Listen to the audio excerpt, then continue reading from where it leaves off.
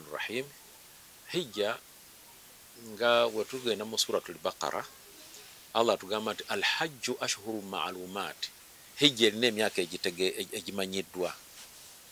Omwezi gwa Shawwali ogwatandise ku lunaku olwa Idi, twasadde Idi nga lumu, eyo ye Shawwali. Sizoni ya hijja eba etandise. Dhul Qaada, Shawwal, Dhul Qaada, ennaku 30 n'ennaku 10 eza Dhul Hajj, zezo ennaku 7 by'ebiseera bya hijja. Era bwenyogerera wano hijja yatandika dda. Bwenyogerera wano tugenda kutandika okuwa visa abantu abamazeeyo ebyetaagisa ne passport ne bazireeta, tugenda kuwa.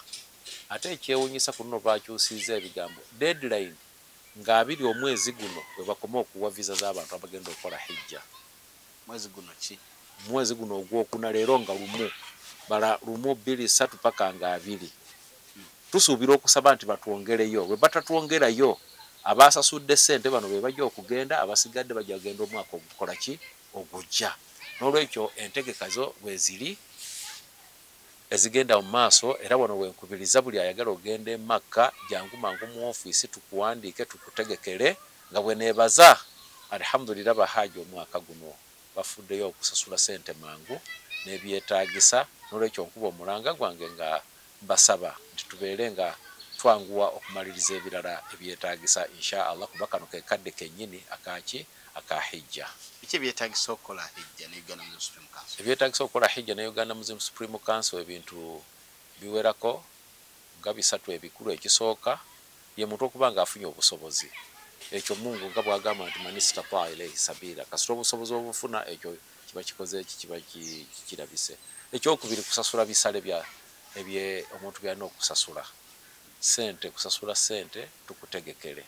Ekyokusatu kuleeta ebyetaagisa ebirala nga passport, tubeemwe tugenda okuteeka visa egenda okutambuza ebintu obusobozi, kusasula sente n'okuleeta ebyetaagisa mwe muli passport tutegeke, kubanga okutambula kwo booking yange egamba nti ennaku z'omwezi nga 29 omwezi ogwokutaano kwe kusimbula inshallah taala. Sente mekaze nino sasula nzo omwami ate omukyala asasula bonna tewali njawulo wakati w'omwami n'omukyala. Bonna buli muntu asasula $15,300 bwe bukadde 19 n'emitwalo nga 4 eza Uganda. Kati sente ezo zigabanyizwa mu bintu bingi. Tusasulako ennyumba mwagenda okusula e Makka ne Madina, ate ne tusasulako tiketi y'ennyonyi, ne tusasulako baasi ze tutambuliramu, ne tusasulirako ebyokulya ennaku ze tumala nga tuli mu mikolo emina ne Arafa, ne tusasulako obujjanjabi. Ebintu ebyo byonna, sente za visa, byonna ebitambulira mu sente ezo. Era tusaba nti abantu bakole mangu nakumya okuva mu umura ku lunaku olw'omukaaga. Naye ekifaananyi kyandaze nti abantu bangi beetanidde okukola umura, naye ate woda mu hijja ate abamu ne baba nga bazza emabega. Kati omuntu oliwo gw'osiŋŋaana nga yakola umura 4-5, naye ate amazima nga tannakola hijja.